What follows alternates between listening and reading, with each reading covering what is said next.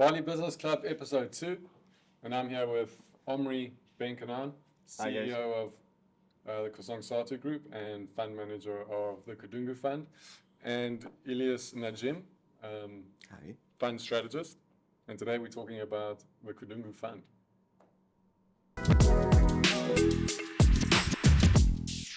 So today I'm sitting with Ilyas Najim and Omri Ben-Canaan, and today we're specifically digging deep into the Kedungu Fund.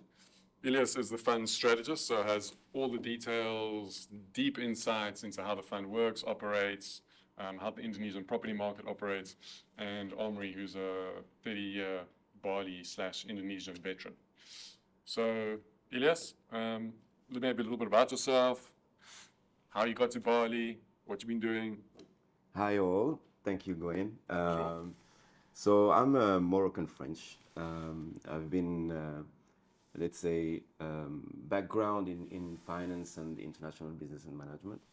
So I've been involved in the investment banking industry for about a decade back in Europe, working mainly for top tier banks in Europe, such as BNP Paribas and other private real estate funds. So after a few years, in this industry, I decided to take a little bit of time off and decided to travel around Southeast Asia. And That's a common Bali story there. All started like that. We all started like that. And actually, I fell in love with the archipelago. It's a huge archipelago, 17,000 islands. Yeah. I've been traveling from Java to Flores, in Labuan Bajo, and I got the revelation, so I decided to come here, live here, and it's been about 5 years now that I'm living here. And not only I found the place where I really feel comfortable and would like to achieve, professional and personal goals, but I also met my wife here. So, Okay, so she's Indonesian, yeah? She's Indonesian, Okay. yes. And you live in Jakarta and you travel back and forward, Bali. Yes. Okay. Jakarta, Bali, a bit of Lombok. Half your time in Jakarta, half your time in Bali, right? Yeah. So how did you guys get together and start this fund, and How did we meet? Another love story, I guess. Why? No, I think the forgot how we first time was in a networking event. The French Tech French event, Tech correct. event, Yeah. Okay, and that was what, a year ago? No, like, a bit less, maybe like 7-8 months ago or something like that. Okay. Yeah. So you're the fund strategist. What does that actually mean? Like, what does that day-to-day look like?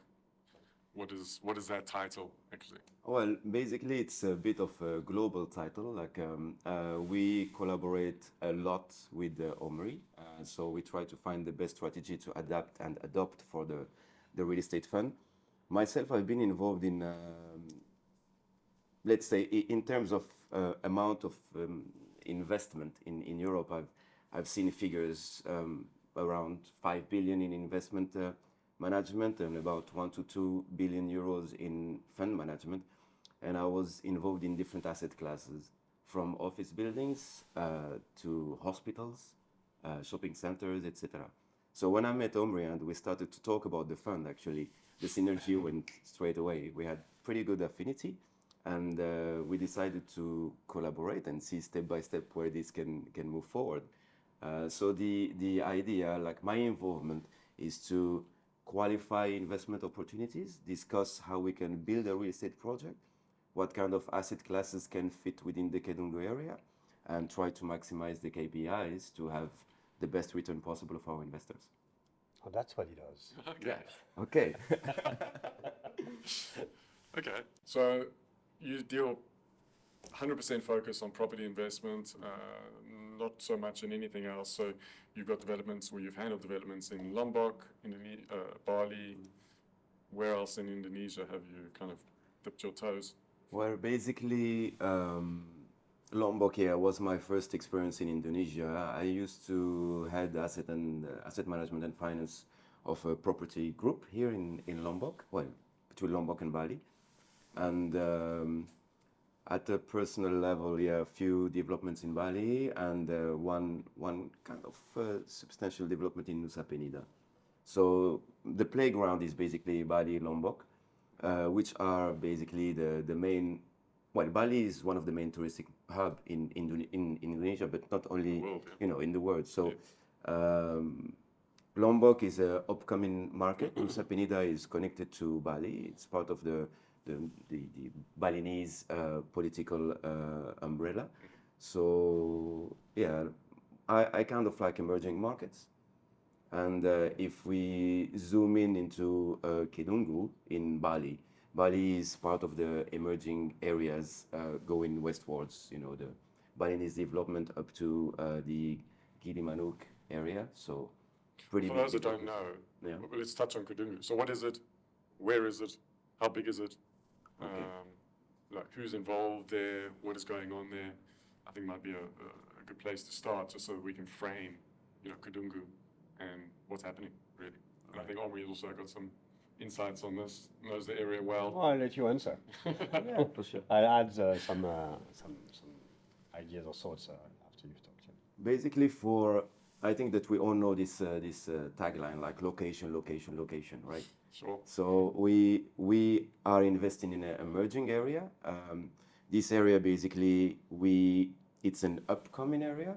There are a few big players that already invest in this basically district few years ago now. Like we have some pretty big names such as Ciputra, Lime Tree Capital, West Indies Capital, etc., etc. So big players in Indonesia.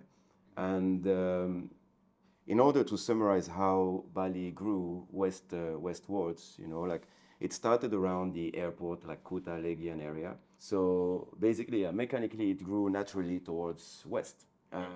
There are a few hotspots in Bali, of course, like Ubud area, which is basically center, let's say, if we summarize. Bingin area, which is around Uluwatu. And basically, south, the Bukit, we call it here in Bali.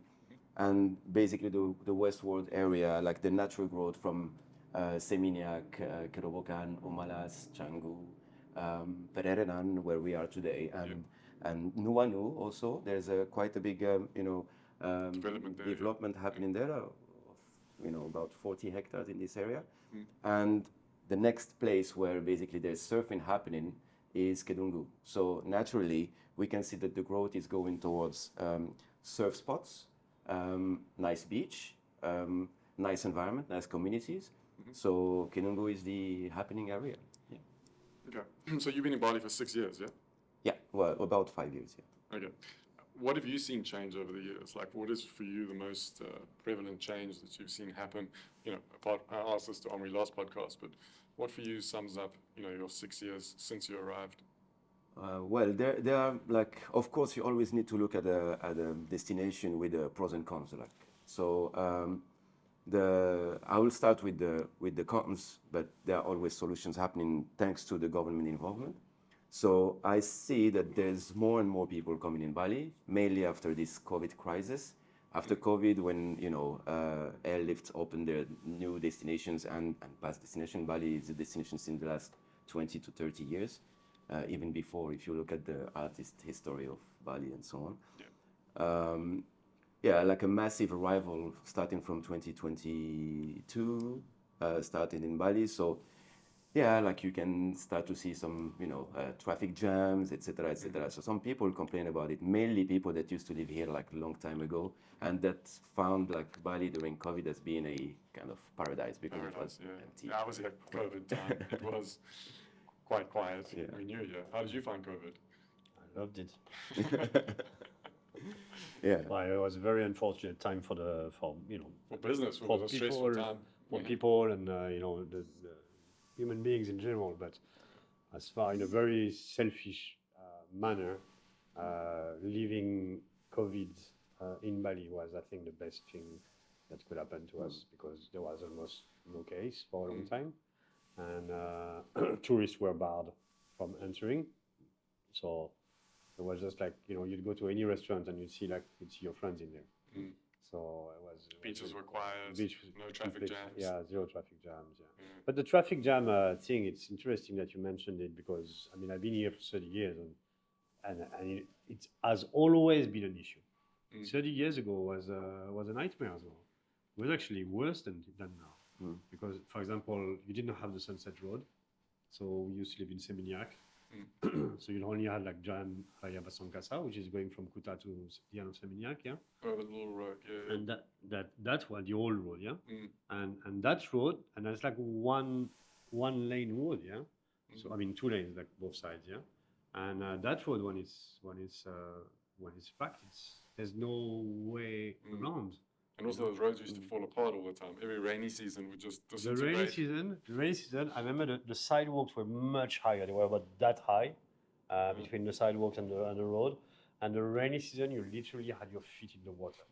Pushing. Like like the water would come inside the car, Yeah. and you had water like up to your Knees. no, not your knees, but like you had water in the car all the time. That was funny. Yeah. But so yeah, it has always been a problem. I think it's a problem in many countries. It's not a bad thing. Everyone complains about it, but seriously, I'm French. I'm from Paris. If you want to go from any point A to point B in Paris, it will take you more time than point A to point B in Bali. And people seem to forget that, you know. Perhaps because we're on a scooter and it's hot, and you have the exhaust pipes from the cars in front or the scooters in front. It's not agreeable. It's not a nice feeling to be in traffic. In France, you're in traffic, you're in your it's a car, comfortable car. you listen to the radio, you don't care really, So I mean, people say it's horrible. It's horrible. It's not as horrible as many other places, So And that being said, I mean, there are major infrastructural plans, which you know about really well. the Airport, metro. The The metro is a massive one. So it's So what are the plans for that? Because I think that's a game changer for Bali. So as And I far think as you've we been know, involved, actually. sorry? I think Kosong Satu was involved. We were involved in, at one stage. I don't know if I mean they changed the core team a little bit. So we were involved when one dude was the financier, and now they kind of like open the market to a few different people. So there's competition, market competition, bid. That's tender, yeah? Yeah, it's a tender, yeah. And we'll know in, I think it's October or November, who will. Okay. And then there's the airport, which... In Singaraja as well. A lot of talks going on at the moment with the government because it's a really crucial time. As you know, guys, like the elections, Prabowo is going to be the next president and will be starting his mandate in October this year. So there are a lot of talks now to facilitate international investment and FDIs in Indonesia. For infrastructure purpose, a lot of talks with the Chinese government, actually. So first of all, yes, the metro going up to potentially Tabanan, I would say the name. No, it's before that. It's Mungu. Yeah, Mungu was the last yeah. stop, yeah. We're trying to sell them Kedungu, but they say, okay, wait a few years. So, yeah, well, hopefully, I think it's going to be definitely a big game changer, actually. The second point is the highway, and this one is from Denpasar, more or less, up to Gilimanuk. That's a pretty big also investment. And there are also two other points. The airport at North Bali, Singaraja, and the idea is to decongestionate a bit the massive tourism going on the southern areas, and to facilitate access to Ahmed or Menjangan. Actually, you love this area. It's the area where you go for your... Yeah, I go there quite often, And the last point is the cruise ships. Yeah. I don't know if you've seen the last article about the Minister of Maritime. That's a double-edged sword bringing cruise ships, exactly. But it's massive tourism. I mean, that's like 10,000 people or 5,000, whatever it is, a week. It's huge. So where's the port going to be? In Sanur. Sanur, Benoit. The Serangan is also, they're developing Serangan pretty heavily. Oh, wow. So you're going to do something about that. There's one of the best schools in Singapore coming to set up shop there next year, I think. They reclaim some land south of Serangan, the Kurakwara Island, So and there's this massive development to which you cannot access. And they did it, a friend of mine is working with them on that. And they did it, he told me they did quite a good job, actually. It's a mix of expats slash local slash tourist community. So they have schools, but they also have stuff for tourists and for local people. So it's quite good. I think Serangan is going to be a hit in the next coming years as well. So Sanur, they have this new hospital. Sanur has a new hospital, has a new mall just new opened, mall, yeah. Icon Bali. No, yeah, it's. I mean, they definitely.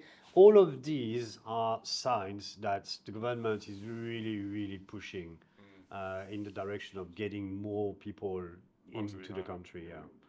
I mean, they do that in Bali, so a lot. We know Bali because we live here, but there's also developments outside Bali. There's the list of the 10. It's called the 10 new Balis, which is now narrowed down to 5. And you have Flores, you have Toba Lake in Sumatra, you have Raja Ampat, you have, I forgot, Lombok, yeah, Lombok of course, and one west of Java, I think, west of...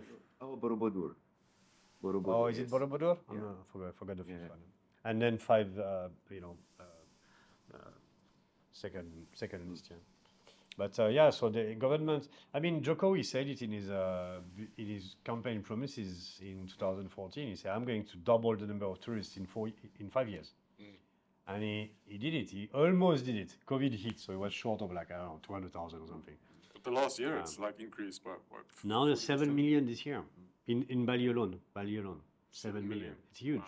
Yeah. Foreign tourists, you mean? Yeah. Yeah, because also the other Local, yeah. driver is local tourism. And it's approximately like the target is about 20 million tourists, and we are circa 50-50. Half of the tourism here in Bali is driven by local tourism, and people from Jakarta, Surabaya, Malang, Semarang, Medan, etc.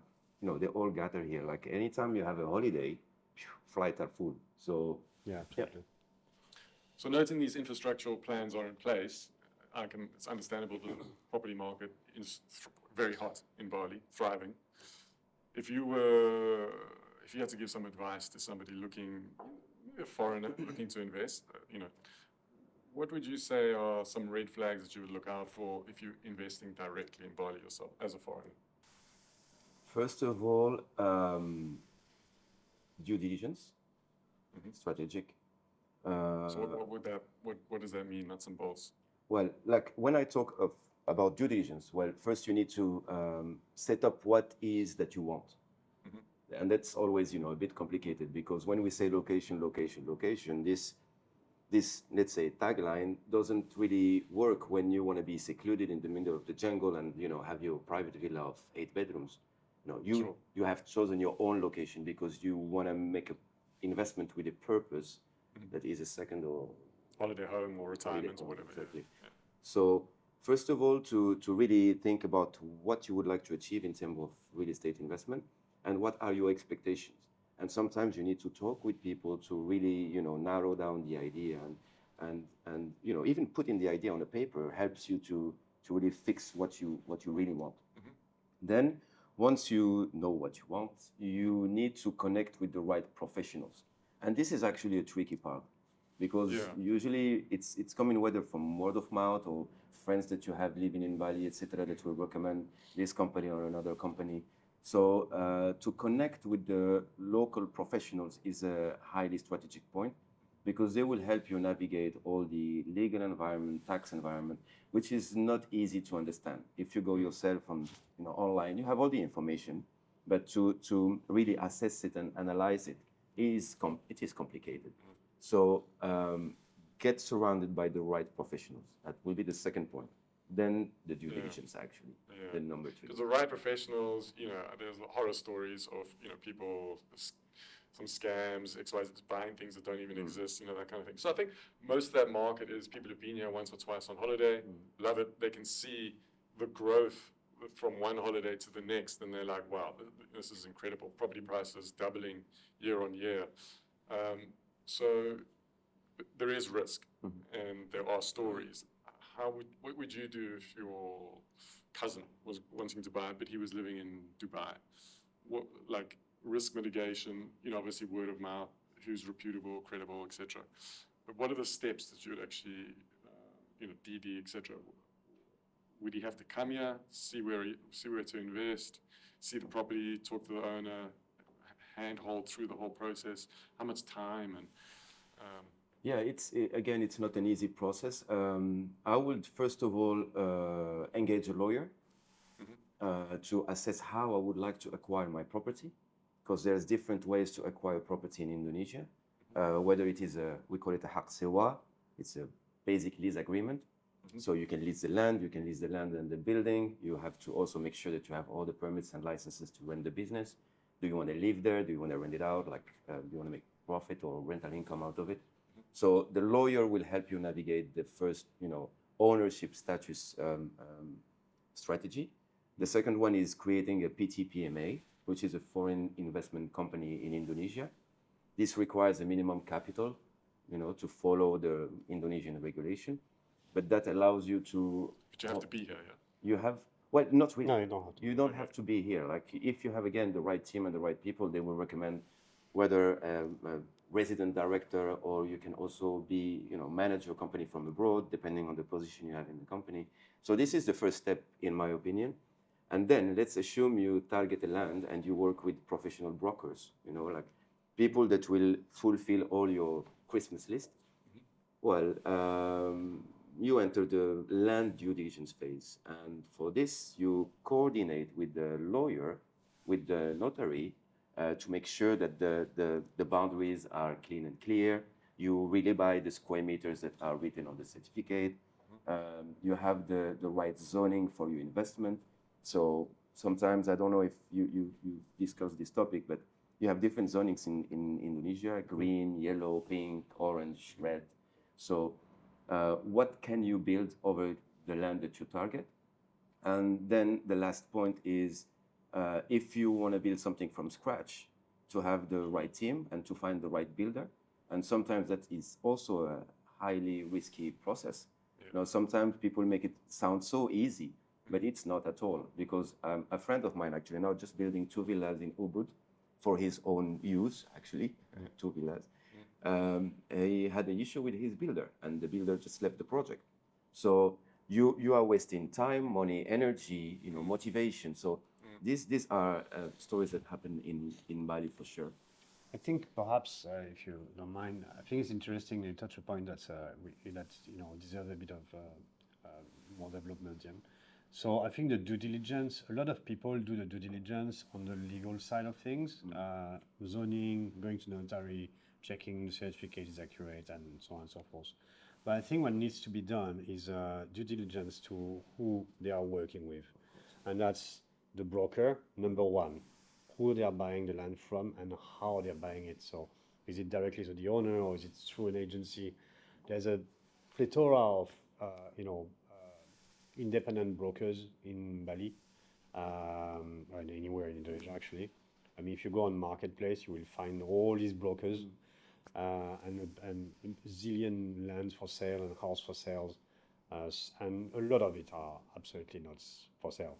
Or you contact them and they bring you to the land, and it's just a bait to get you. But that specific land is, the deal was too good to be true, and it's actually not true. So this happens a lot. In Kedungu, there's a lot of this on Marketplace. When I used to do business in Sumba, Marketplace didn't exist back then, but there were a lot of brokers, and believe me, 99% of the land they propose have an issue, or there's a problem somewhere. Mainly with the borders, or just Sorry? mainly with the borders of the land, or like what was the main issue? Main issue, the land wasn't for sale. Main issue, because on the certificate, in many cases, many instances, the land belonged to a few people. Okay? So like a family? Or... Yeah, it's usually like brothers, because the land has been inherited from a deceased father or something like that, yeah? And it happens to me like so many times. You talk to one guy and he say, okay, this land is for sale, blah blah, and then you bring the certificate, notary check with the other brothers, and the other brothers say, I never heard of this, the land is not for sale, yeah, and that happens all the time. So just and time wasting, really. Yeah, absolutely. Yeah, but the problem is like when people start putting DP, DP is down payments, So they give down payments, and instead of putting it in escrow of the notary, they give it to the family, and then to get your down payment back, good luck, So and that happens, it's happens on a daily basis in Indonesia, because people don't do enough due diligence on who they are buying from and how they are buying, like through which agency. if you have an agency like ours in Kedungu or like Propertia or Kibarer or whatever, all these agencies that they actually have a shop, yeah. This you can go, it's you can go, Clean and clear, yeah. absolutely, it's clean and clear, yeah. But if you start going on marketplace and talking to some shady agents that are not agents actually, so and same goes with your architect, your builder. So builder, okay, here one advice for everyone building villas and whatnot. You get a quote from your builder. It's called the BOQ, okay, bill of quantity, and then you find it a bit too expensive. You ask your builder, okay, reduce it. What is he going to do? Reduce it. He's going to reduce it. No problem. But there will be less sand in your cement. Yeah, for sure. Or in your concrete, For sure. So you can reduce it as much as you want, but just you're losing the quality of the house. So was that the main reason for setting up the Kedungu Fund, was to take the risk out for investors who are wanting to invest in Bali, get the asset return and the ROI, but without having to do the legwork? Well, it's one of the reasons. It's not the main reason, but it's one of the reasons. And yeah, it's true. I mean, the Kedungu Fund literally remove entirely that risk from So you've been doing this for 15 years. I'm sure your experience, the team that you come with, the builders, the developers, have all been refined and honed over the years. Yeah. But so how did the actual idea come? What was the spark? When was it? What was the creative inspiration? The true story? No, I want the lie. The lie. Yeah. Okay, that sounds so good. it all started, so I've been doing real estate for 15 years. I've been in Bali for 30 years. Not full time, but on and off in the beginning, but now full time. And I've always been investing differently than other people. I call this pioneer real estate. So I always try to find the location that will become something. I don't invest in locations that are already happening.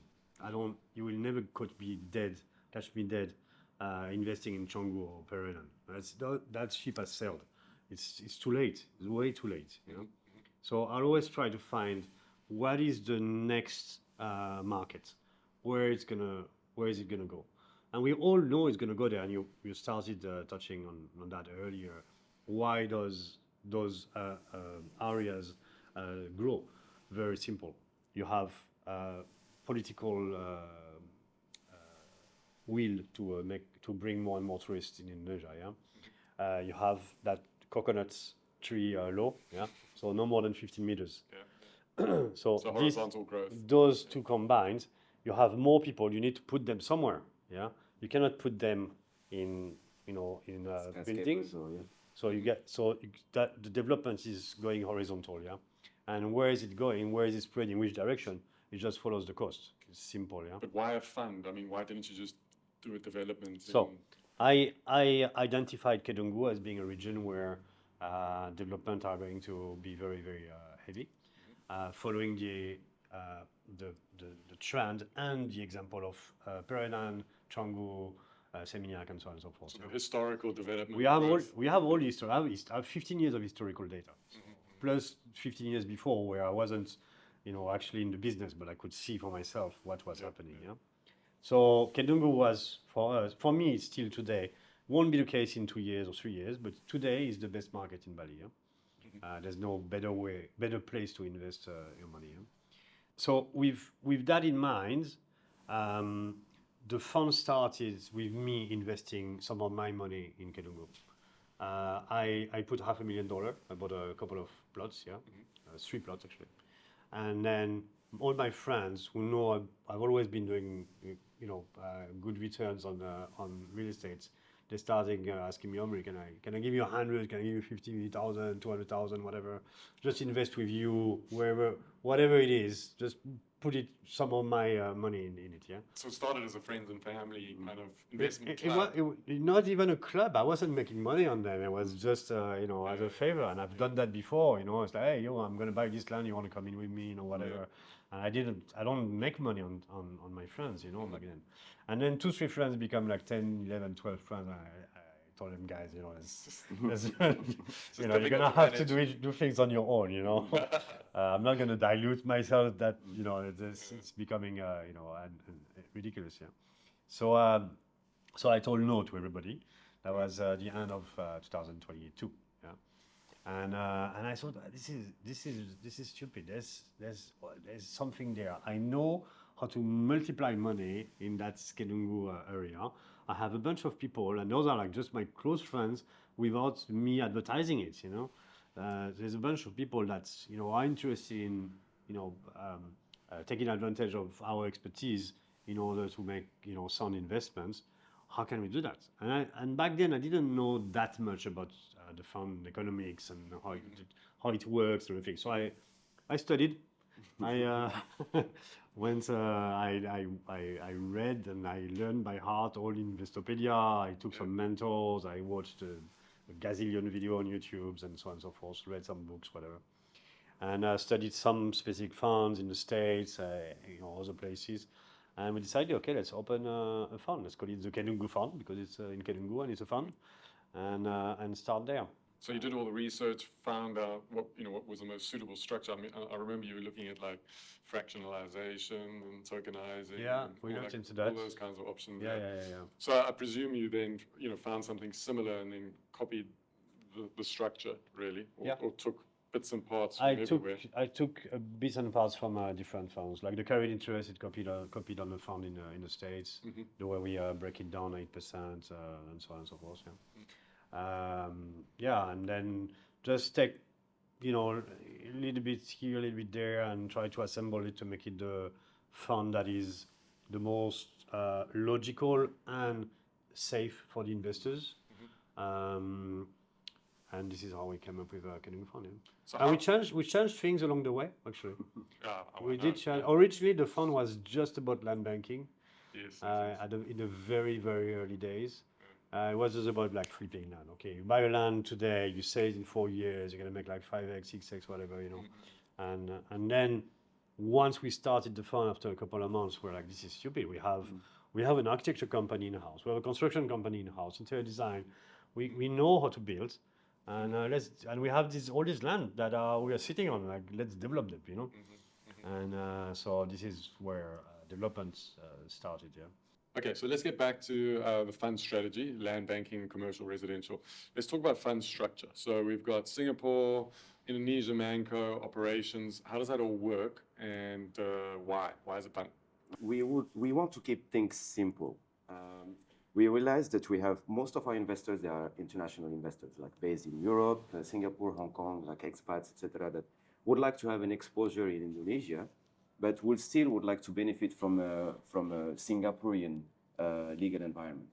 So we have a holding company in Singapore that hosts basically all the shareholders of the fund that invest capital into the SPV in Indonesia. So before we get to that, so Singaporean environment, why? Why is it so investor friendly? Okay. Like what? Singapore is a financial hub all over the world. Like basically, I think that everybody knows now that Singapore is pushing a lot to attract international investors. And Singapore is really well known in Southeast Asia to attract FDIs. So basically, the environment in Singapore have this aura of safety, welcoming regulation, less taxes as well. So this is one of the reasons why we have chosen Singapore. And you can onboard remotely, obviously. Yeah, you can onboard like most of the international citizens. Of course, what we do in Singapore is like we have a KYC procedure. So to bring a safe environment to all our investors, we are working with a partner called Slick. So anytime we onboard a new investor, like basically we have to run some checking on the ID, on previous investments, etc., etc. Slick takes care of this process. So once the investor is onboarded in Singapore, we send this fund flow as capital into the Indonesian SPV, special purpose vehicle. So the Indonesian SPV is called the Kedungu Fund. Thanks to the capital that we receive in Indonesia, we invest in diverse real estate holdings, such as land, but also, as Omri was stating before, few developments. And to close this question and to answer properly to the whole fund structuring assessment, we have a ManCo, as you stated as well, called Kosong Satu Capital, that is handling all the operational aspects of the SPV, the Kedungu Fund. Okay, so let's put a diagram here of the structure. I think that'll help people. Yeah. So then the assets that are invested from the assets, you said land banking, residential, commercial. I know you love the 80-20 split, but I mean, is there any like formal, what's the thinking behind this and why, those three things, like what percentages and how do you split that as far as asset allocation? Sure. Asset allocation is always a really important point in fund and portfolio management. So basically, the investment thesis of this fund is to, initially, as Omri said, was to focus mainly on land banking. However, in order to create value on the land that we bank, we need to develop around it. So we did an assessment according to the objectives that we have for this year. For example, I can share that we are planning to fundraise about 20 million USD before the end of 2024. This objective might increase through the next months, depending on the people we are talking to actually and their will to invest within the next quarter. So looking at this sum of capital that we intend to achieve, we came through different assessments and analysis. We studied different options. And the main assumption that we keep today as a direction for the investment thesis is 60% of the funds we receive will be targeted to land banking, so acquiring more land. When we say land banking, it's not just take the land and keep it somewhere and just wait. We also plan to have light infrastructure to make it more, appealing in terms of financials and resale. And on the other side, we have 40% of the funds, and can be more, of course, depending on how the market is evolving in the area, that is targeting retail development, commercial real estate. So we have a range of asset classes that we are looking to invest in. It goes from Kedungu Plaza, which is a retail center, mainly targeting high street shops. We have also a Medicare center that we are looking at to provide all and to answer all the needs of people that will live in the area of Kedungu. Of course, the first investment that we launched was a school, an international schools / learning center. So basically, this will attract families to live in the area of Kedungu. And of course, when you have education, you have health and safety, you want to also shop and buy, plethora of different products, can go from clothing to cosmetics to, this is why we intend to create the plaza. And the last days, actually, I think that we can share this information. We are looking at which one?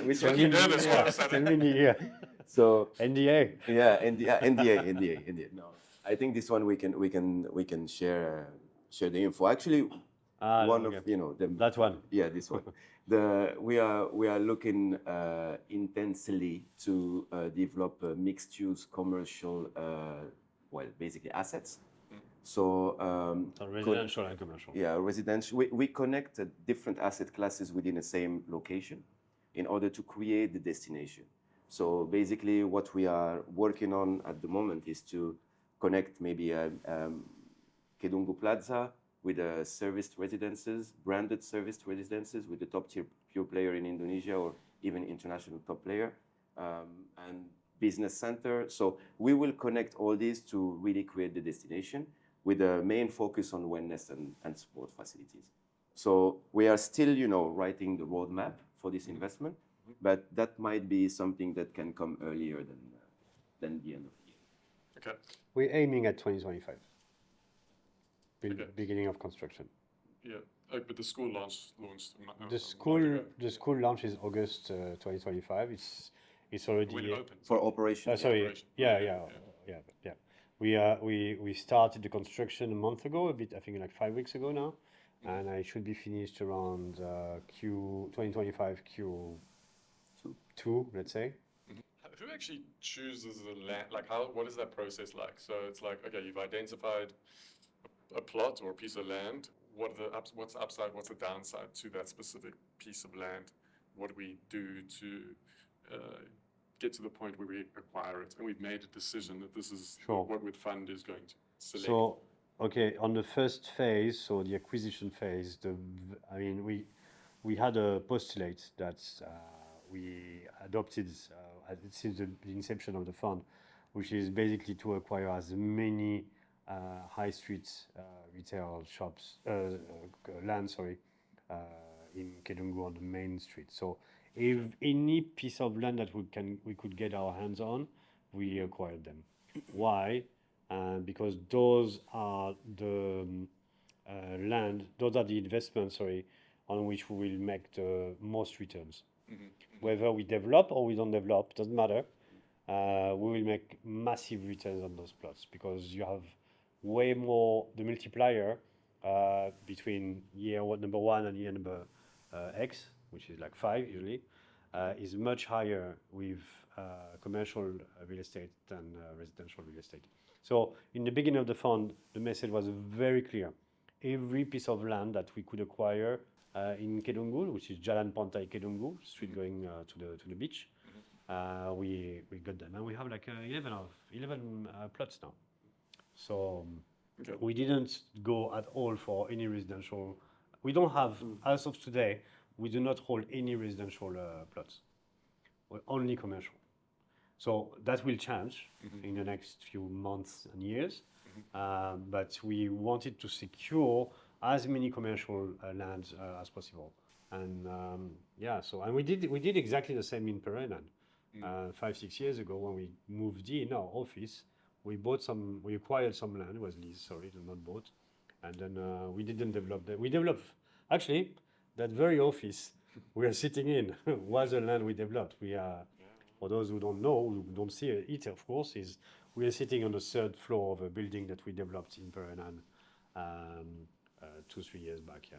So that's for the with the acquisition part, and for the development part, so strategy. It's a lot of people come into play here. Because I know in our last podcast we touched on why the school, why the health center, why this.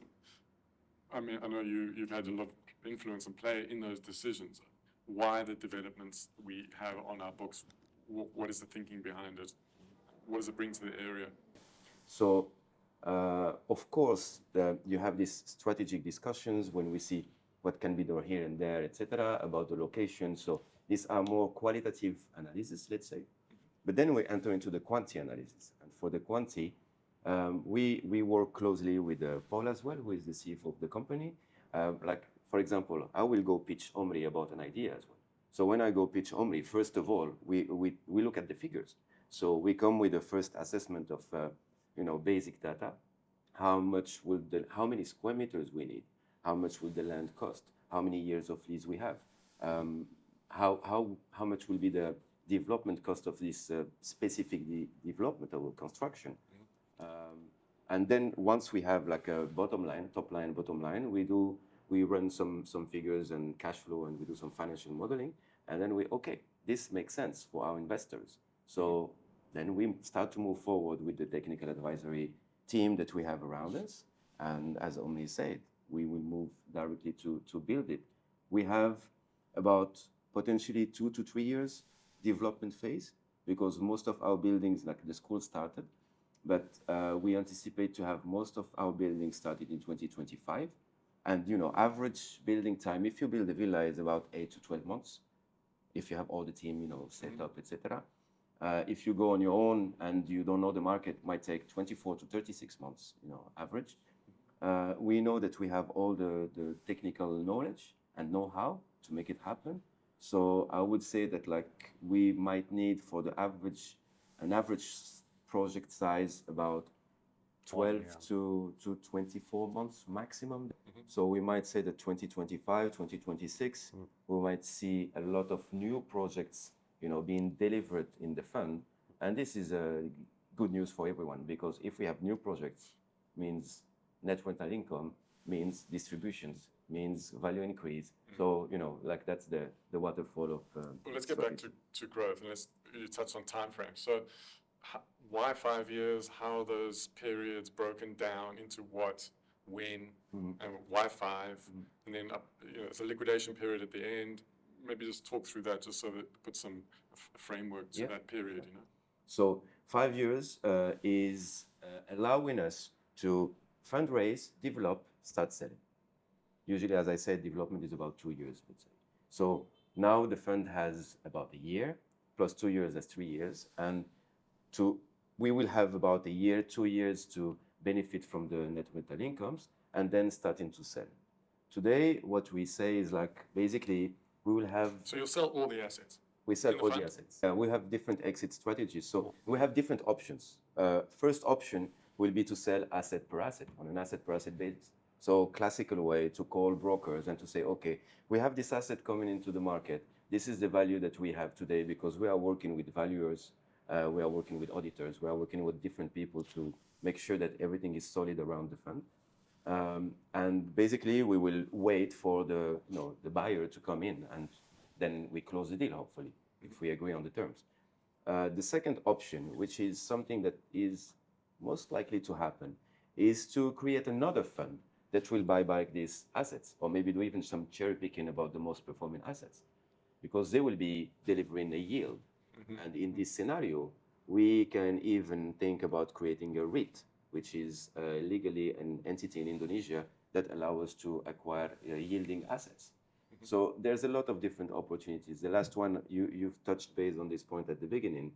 You looked at tokenization, fraction investment, etc. There's always a way to create also a tokenized fund or tokenized solution for the exit. So we have different strategies, and we know that we can exit towards the different components. So as soon as those things come online, airport, port, etc., there's going to be a big uptick. Absolutely. Okay. We give also, just to complete on this as well, we give a flexibility to the fund during this liquidation period in order to protect also our investors and benefit from the optimum during the sales phase. So we don't want to be stuck into, we need to sell tomorrow, and this would be sending a bad message as well to the market. However, we want to have this flexibility to be able to sell more or less 2 years liquidation period. And actually, this is not damaging investors' returns, because while we are in the sales phase, investors still receive distribution related to the net return income that we That's right. But let's talk about growth, and let's talk about what investors are going to receive and how it works. There is obviously the 5-year full investment period, and then at the end you get your investment return. But there is dividends. Yeah. So how does that work? How do they get paid? How are they declared? Who makes the decision? Is it working on rental revenue, I presume? Yeah. So actually, it's quite a simple process, which is interesting to mention. All our assets in Indonesia, of course, real estate assets, real estate holdings, will generate net rental income. So basically, you have usually the top line is your rental income, some expenses, net rental income, and then you will distribute the proceeds of these operations to the holding company in Singapore. In this process, in this fund flow from Indonesia to Singapore, there's a 10% withholding tax on dividends. So assuming we are making 100 to distribute to the Singaporean holdco, we will take out 10 that we will pay to the government, and then we will distribute 90 to our investors in Singapore. And the entity in Singapore, the holdco, will then distribute this 90 to all our investors. And the good element as well is in Singapore, there's no taxes on capital gains. So basically, our investors will receive their proceeds wherever their domicile is. So minus the 10%. Minus the 10% that have been withheld in Indonesia. Yes. So, so the first rental incomes will be coming online relatively soon, 2026? 2025, actually. End of 2025. End of 2025. Actually, this fund is specifically oriented towards real estate. So basically, our core competence is to develop the real estate and then to have operators or tenants that will live within the premises and manage the operations for sure. Okay, so let's talk about growth. All the sales collateral, 43% ROI, net ROI achieved 2023, 2 to 5x on return by the end of the 5-year investment horizon. Where does that come from? Who determines that, etc.? Just talk us through. So basically, before launching any fund, we need to run figures. So we have a fund economics where we've done some financial modeling. We followed like these different ratios that we've been talking about a bit earlier. We can give some details to our investors, of course, when they want to know more about the fund economics. But basically, we use, like actually Omri was doing some benchmark analysis about the land market price to look at the time where the first acquisition were made back in 2023. And correct me if I'm wrong, I think the price was about 5 to 6 juta per area per year for the lease. So if we look at the market today, we are reaching 12 to 15. So that explains more like 15. Yeah, more towards 15. And depending on the location, of course, like now we're talking about prime lands.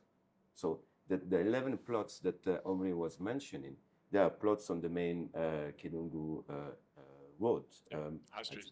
High Street, like going to the beach, to the surf spot as well. So basically, this 43% is just a calculation about land at acquisition and land in the market today. What if we sell it today? If we sell it today, basically that's the return, and the next one will come at the end of the month. So basically, the 43 will mechanically increase.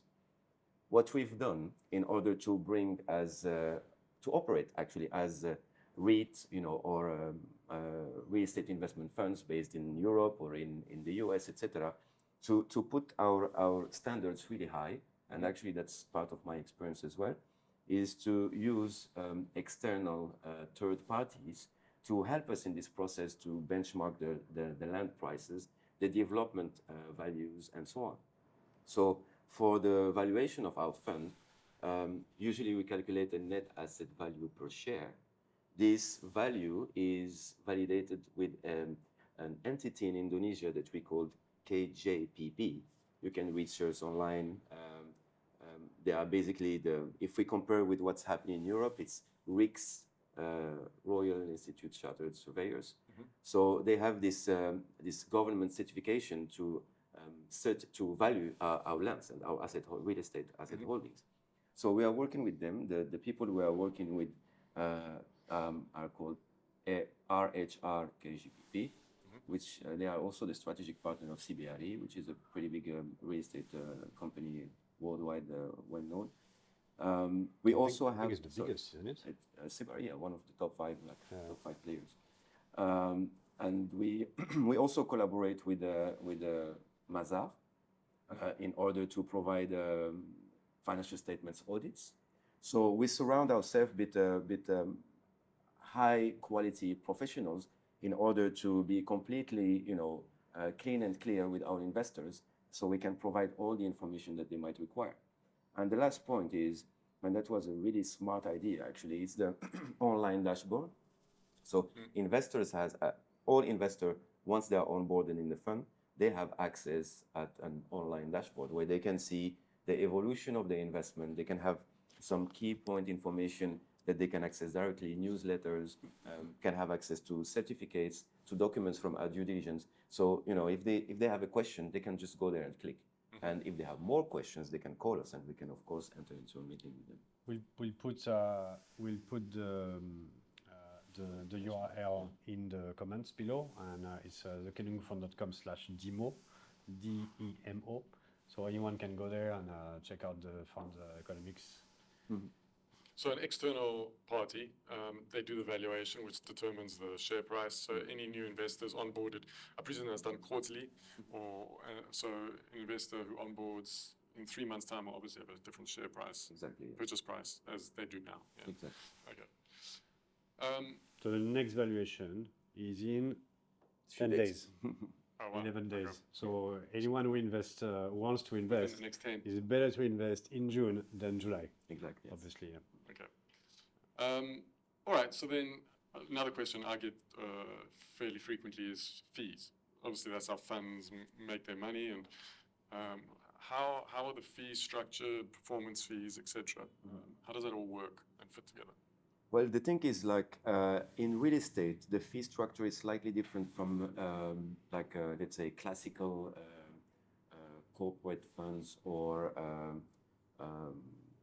funds that are more dedicated to investing in other companies, shares, obligations, whatever, bonds, whatever kind of financial instruments, because we are more connected to tangible assets.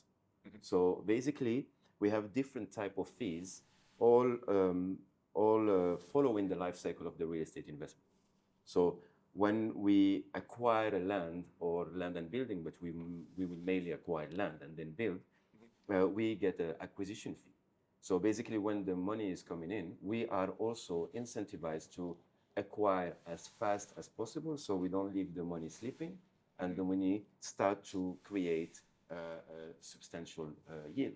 Like an agent. Yeah, exactly. So basically, acquisition first, we get a fee at the acquisition. Then what we need to do is whether we will wait and observe the land banking strategy. What we were talking before about the 60-40%.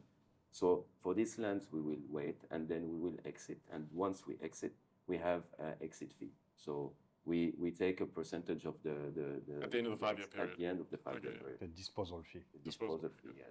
So why? Because also you have some admin, etc. You have people to pay. You have a management company. So these fees are quite common standards in this process.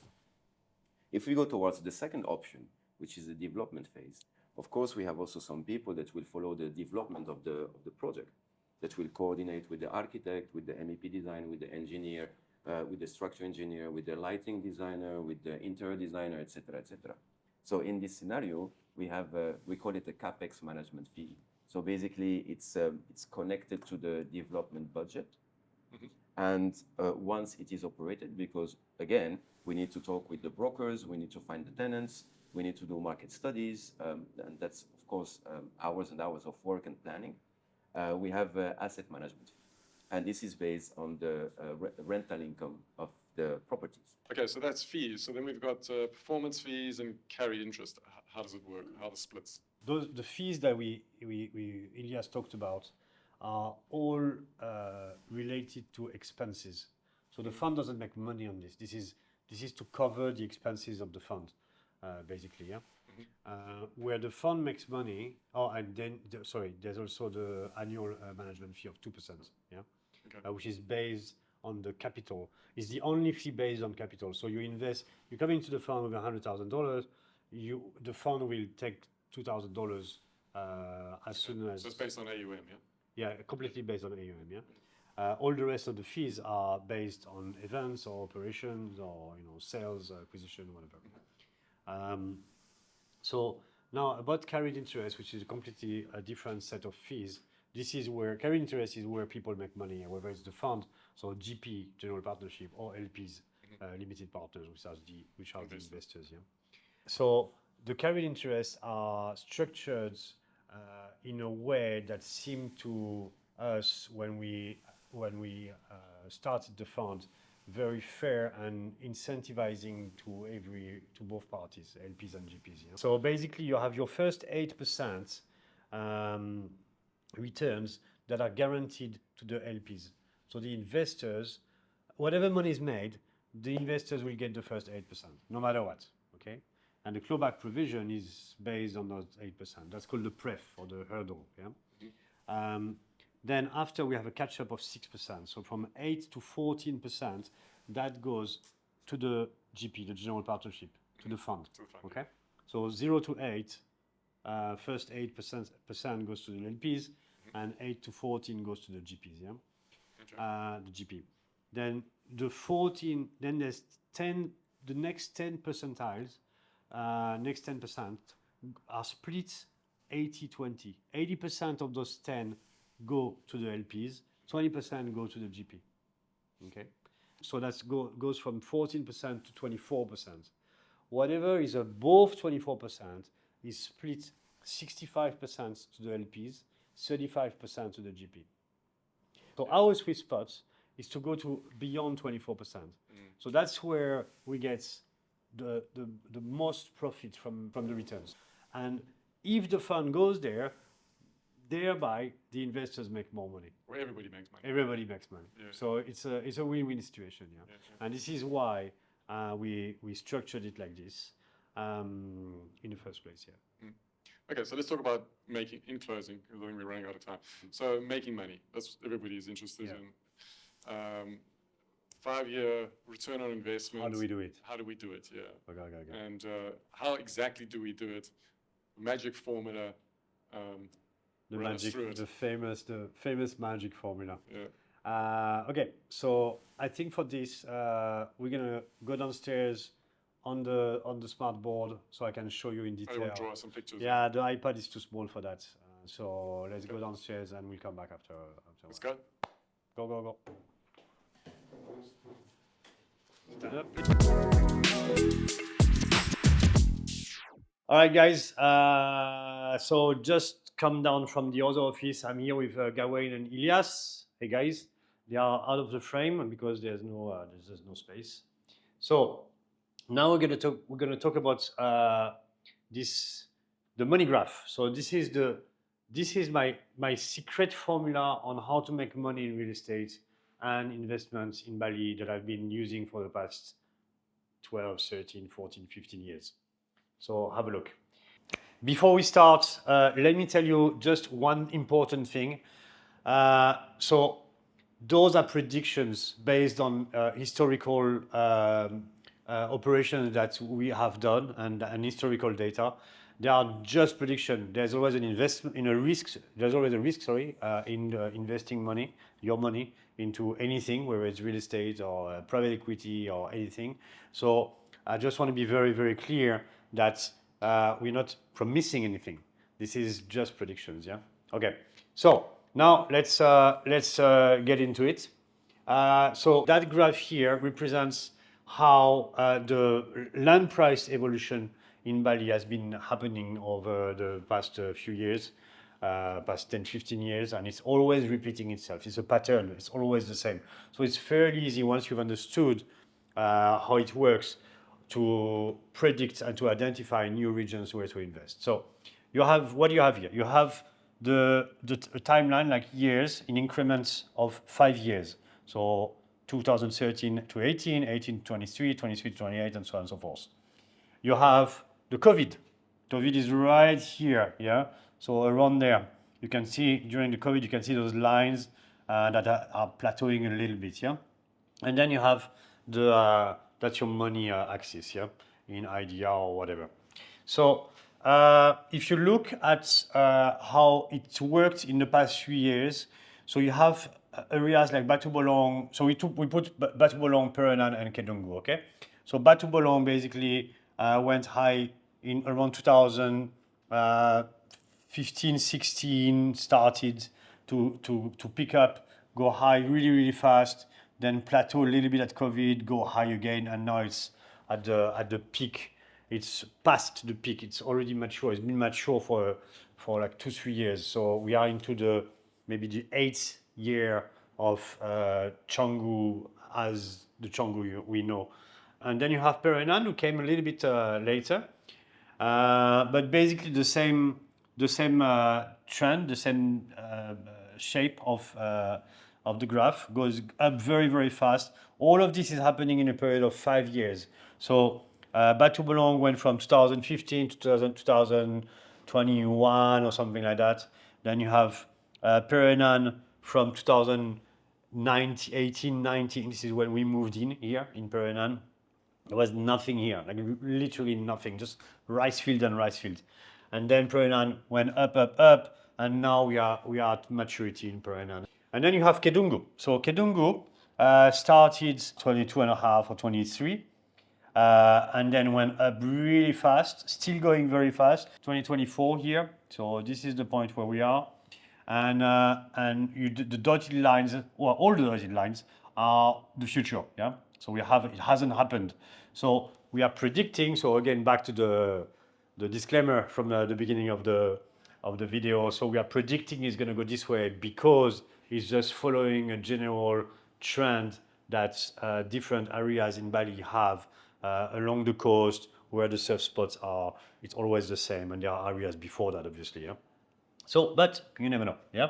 So this is Kedungu. Our prediction is that in 2028, this is the year, on mid 2028 is going to be the year where it's mature, and this is also why our fund ends in 2028. So now let's put some numbers here. Yeah. Just so everyone understands, the price of the land in Bali. So let's talk about leasehold. Yeah. The price of the land in Bali is more or less always the same. I mean, in areas that are not yet developed, yeah, it's around 3 million per ARA per year. Okay, I'm going to put 3M here, 3 million per ARA per year, and that's generally what that price fluctuates, give or take like 10-15%.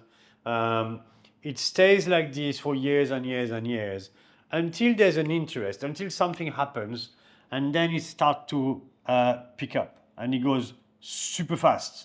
Up to maturity, yeah, and that period, like I said before, is usually a period of 5 years, yeah. So from 3 million rupiah, so let's not take the example of Kedungu here, but for 3 million rupiah goes up super fast, up to 40 to 45 million rupiah ish, yeah. Depends on the market, depends where. If it's like closer to the beach or more towards the Raya Canggu, Jalan Raya Canggu. I'm not talking here about beyond Raya Canggu, which is like it's a completely different market, not completely different market, but slightly different market. Yeah. So when it gets to 40, 45, this is your cue to sell. When it's like at between like starting to approach the 40s, then this is when you should sell, because it's gonna go above 40 for sure, above 40 or 45, but it's gonna be very slow moving forward to increase, yeah. So it will increase, but very, very slowly. So this is the maturity, and when that point is reached, this is also when it's a sign for the next region to like be boosted, because people basically, this is saturation as well. This is when you have too many people in one place. The density of population is huge, and people just need to have space to live. So the next village, it spill over the next village, so to speak. Yeah. So if you look at, so I never invest at 3 million. I'm always careful. What I do, okay, but again, this is me. I usually invest around 5 million. So we say around here, yeah, 5 million. Boom. This is what I do. For me, when it reaches the 5 million mark, it's a proof of concept. It means like, okay, it's working. The trend has started. It's going up. We are in the first year. The first year has not yet been over. So we're still in the first year. There's still like 4 good years to go where we're going to make a massive profit by multipliers. Yeah. So if you invest at 5 million and you sell at 40, let's say 45 million. So we're talking, it's a 9x on your investment. This is massive. Here, we wrote it here for you. Boom, 9x. That's leasehold, yeah? I will talk about freehold in a minute. So 5 million, you invest at 5 million, you sell at 45 million, 9 times your money, 9 times your money. This is, so today, for instance, let's take today, yeah? Today, we are, so now is the end of June 2024. As per the numbers that we pulled from Kedungu Real Estate Agency, which is owned by our group also, Kosong Satu Group. So it's a sister company of the Kedungu Fund. So we have, let me write it here. So leasehold average is 13 point something, I forgot, 13.5, I think, million per ARA per year, okay? And freehold is 650 billion per ARA, yeah, per ARA, okay?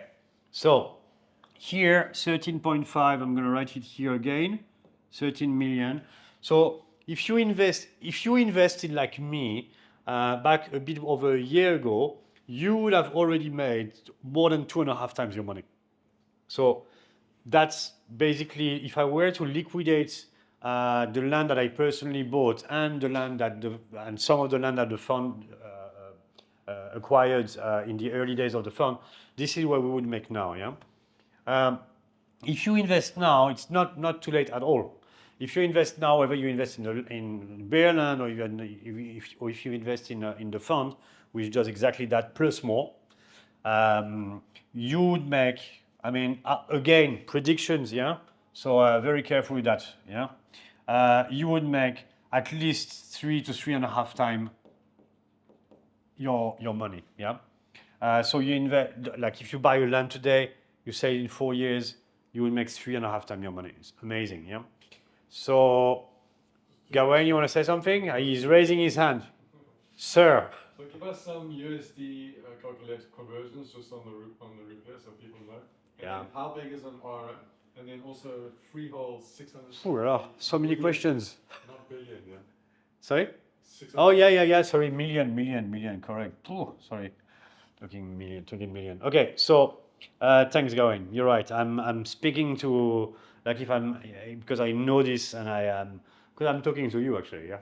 So okay, so ₹1,000,000 is around, I don't know, today probably around $65, something like that. So if you ₹3,000,000 would be like a bit less than $200, okay, and ₹5,000,000 would be a bit around $300, and 13.5 million rupiah would be around 1,000, no less, $900, something like that.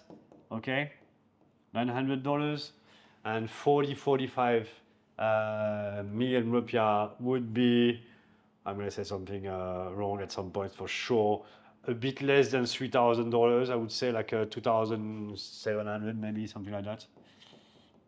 Okay, so How big is an ARA? so one ARA is 100 square meters. So 600 would be like $40,000, about 40K, I think. So that's the price to acquire freehold. Freehold means to buy one ARA of land. Yeah. And now I'm going to explain why it's better, in my opinion, again, okay, why it's better to invest to acquire leasehold land as opposed versus freehold plots. Yeah. And again, this doesn't work everywhere. It works only in emerging regions. So the leasehold versus freehold scheme doesn't work anymore in Peradaan, in Canggu, in Seminyak. However, it's very relevant in Kedungu, which is an emerging market. Yeah. So your 3 million rupiah per ARA per year land is equivalent, when it's at 3 million rupiah per ARA per year, it's around 250 million per ARA freehold, 250 million, yeah, which is about, so that's $15,000, yeah. That 250 million rupiah, I'm going to go back to rupiah here, yeah. So when I invest, it's around 300 million, yeah, which is around $20,000, yeah. Today, the price is around 650 million, okay? So 650 million, which is equivalent to around $40K, yeah. And when it reaches maturity, so there's an interesting thing about freehold. Freehold is coveted mainly by Indonesian, okay, by local citizens. So much less by foreigners. The reason behind that is that first, there's more money involved in freehold. You have to immobilize more money. Secondly, Indonesians are allowed to purchase land as opposed to foreigners. We cannot purchase land. Cannot. It's a big no-no. It's written in the constitution or somewhere. Indonesia cannot sell part of its soil. Yeah, so that's one thing. So mostly Indonesian are buying freehold and foreigners are acquiring leasehold. Yeah, so when you talk about freehold, there's something interesting that happens. There's a psychological cap, which is at 1.5 billion rupiah, which is around $100,000, beyond which the land appreciation has a hard time to go above. So this is it. It's here. It's right here. 1.5 billion rupiah. Okay, that's $100,000 equals $100K. So it goes up to that. I mean, there are some lands that are more expensive than 1.5 billion rupiah. If you go close to the beach or some specific land, I'm not talking here about commercial real estate. This is all about residential, by the way. Yeah, commercial is even another graph. But it has a hard time to go above the 1.5 billion. So as a result, it doesn't increase. The multiplier between leasehold and freehold is slightly different.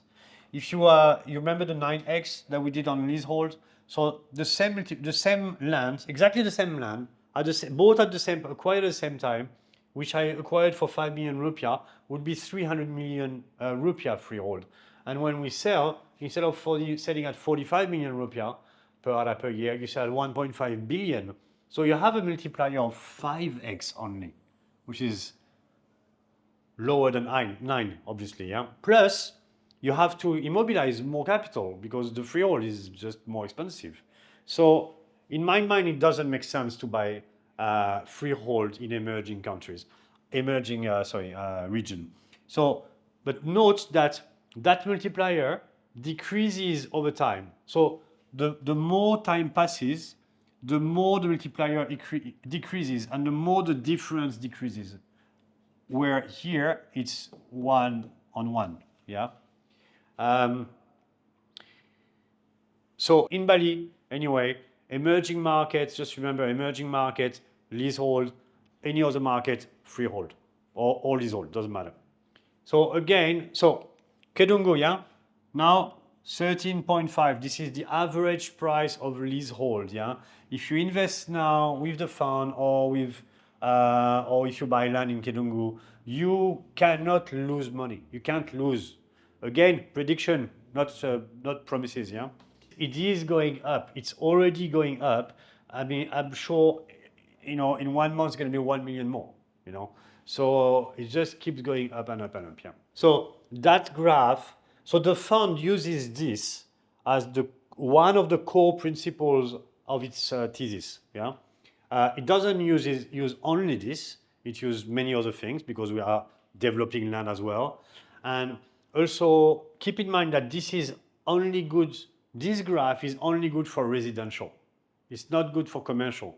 Commercial has a similar graph, but the numbers are much higher. So this is more or less the same here, yeah. 3 million, 5 million, more or less, yeah. But here, however, that's tipping point, yeah, here, and here, for commercial land. So by commercial land, I mean land that's on one of the main streets. So like Batu Bolong, anywhere on the Jalan Batu Bolong, yeah. Of course, the closer you are to the beach, the more expensive. Or here in Perenan, from our office to the beach, if you know where our office is, Kosong Satu group, that's super prime. That's very, very, very prime. And then from our office north, uphill, it's a little bit less prime as commercial real estate, but still very, very, still much more expensive than residential. So just to give you an idea, that 45 million is the top of the trend where it starts to plateau for residential. For real estate, for commercial real estate, it would be 70 million. Okay, so 70 million, and it goes higher than that. Like in Batu Bolong right now, if you manage to find it, I don't think there is any. I mean, there are a few, but I don't think they're for sale. But if you manage to find them, The price of the land now is around 100. That's 100 100 million, juta is in Bahasa, 100 million rupiah per ara, so per 100 square meters per year. So every year, that's a piece of land that's 10 by 10 or something similar would cost you 100 million rupiah. Yeah, and if you take the land for 20 years, that's 20 times 100 juta, so 2 billion rupiah, which is around $130,000 or something like that. So it's like one ara is $6,500 every year. Okay, but you won't find it in Batu Borong. I don't think there's anything left. Even in Perenan, I don't think there's anything left in Perenan unless you buy a house from somewhere. I don't know, but I don't know any or very seldom you can find some bare land here. In Perenan, it's probably around like 70 or 80 now, something like that. So boom, 80, yeah. So 100 in, if not more, if you're close to the beach, I mean, there's no limit, yeah. But average 100 million, and Perenan is 70 to 80 million, yeah. Up, there you go. So we expect the same thing in Kedungu, and the difference that the fund has, like what does the fund do more than that? One of the things is that the fund acquired all the land today that we have in the fund are all commercial plots, prime commercial plots. So from, if you guys know where Kedungu Real Estate is, the agency, so around that area, up north, going north to after the banja, after the crab thing, the crab statue, where the padel is, people know the padel, yeah? So where Jungle Padel is, this is where we build the school as well, and we have all that crossing. We have the two land at the crossing, we have the school, we have another one where we put the workers, which is like a 5.6 ara, maybe 100 meters north from the school, and a few others as well. So we do that, the fund does that, it does exactly that, plus more, and it does it not yet on residential real estate, does it on commercial real estate for the most part, yeah. All right, okay, so that's it. Anything else? Ilyas? No? Okay, all right. Well, thank you very much, guys. Little quiz. What is the next area and when? Put your answer in the comment. I will buy a beer to anyone that finds the right answer. Okay, in the meantime, let's go back up, guys, and finish that podcast we started earlier, yeah? Thank you. Ciao.